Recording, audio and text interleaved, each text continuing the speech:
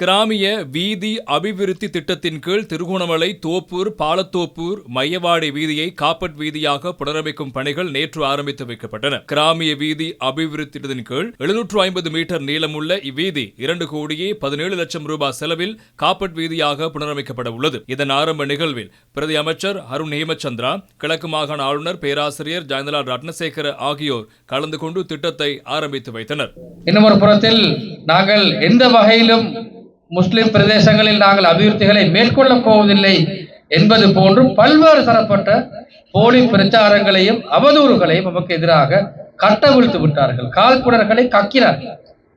ஆனால் படிப்படியாக இந்த அரசாங்கம் மக்கள் நமக்கு வழங்கிய வாக்குகள் இன்று மக்களுக்கு வந்து அதன் பிரதிபலனை அனுபவிக்கக்கூடிய நிலைமை இன்று இந்த மக்களுக்கு இன்றைக்கு வந்து அது கிடைத்திருக்கின்றது என்ற நம்பிக்கை எனக்கு இருக்கின்றது. கடந்த கால வெள்ளத்தினால் பாதிக்கப்பட்ட பாலமுனை ஹிராநகர் மக்களின் பிரதான பாதையாகவும் விவசாய பாதையாகவும் உள்ள ஹிராநகர் பாதை வீதி அபிவிருத்தியின் கீழ் 45 மில்லியன் ரூபாய் செலவில் புனரமைக்கப்பட உள்ளது. இதன் ஆரம்ப நிகழ்வு தேசிய மக்கள் சக்தியின் பாலமுனை செயற்பாட்டாளர் MSM அன்வர் தலைமையில் இடம்பெற்றது. பாராளுமன்ற உறுப்பினர் ஆதம்பாவா பிரதம அதிதியாக கலந்து கொண்டு வீதி புனரமைப்பு பணிகளை ஆரம்பித்து வைத்தார்.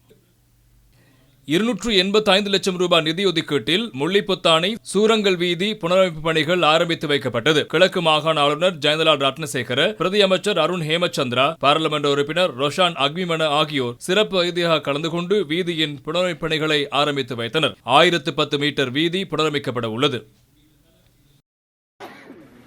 அம்பாறை சியமலாண்டுவ பிரதான வீதியில் 13 கிலோமீட்டர் வீதியை 385 மில்லியன் ரூபாய் செலவில் மேலதிக காப்பட்டிடப்பட்டு செப்பனிடும் பணியின் ஆரம்ப நிகழ்வு வரிப்பத்தாஞ்சேனை மஸ்ஜிதுல் நூர் பள்ளிவாசல் கருகாமையில் இடம்பெற்றது. வீதி அபிவிருத்தி அதிகார சபையின் நிறைவேற்று பொறியியலாளர் MI நைபுதீன் தலைமையில் இடம்பெற்ற நிகழ்வில் பாராளுமன்ற உறுப்பினர் மஞ்சுள ரத்நாயக்க பிரதம அதிதியாக கலந்து கொண்டு வேலை திட்டத்தை ஆரம்பித்து வைத்தார். மட்டக்களப்பு மண்முனை தென்னெருவில் பற்று பிரதேச சபைக்குட்பட்ட களவாஞ்சிக்குடி வடக்கு விவசாய வீதியின் புனரமைப்பு பணிகளை பாராளுமன்ற உறுப்பினர் கந்தசாமி பிரபு நேற்று மாலை ஆரம்பித்து வைத்தார். 500 மீட்டர் நீளம் கொண்ட இவ்வீதி 1,36,00,000 ரூபாய் நிதி ஒதுக்கீட்டின் கீழ் வீதி அபிவிருத்தி அதிகார சபையினால் புனரமைக்கப்பட உள்ளது. மண்முனை தென்னெருவில் பற்று பிரதேச சபை தவிசாளர் M வினோராஜ் உள்ளிட்ட பலர் இதில் கலந்து கொண்டனர்.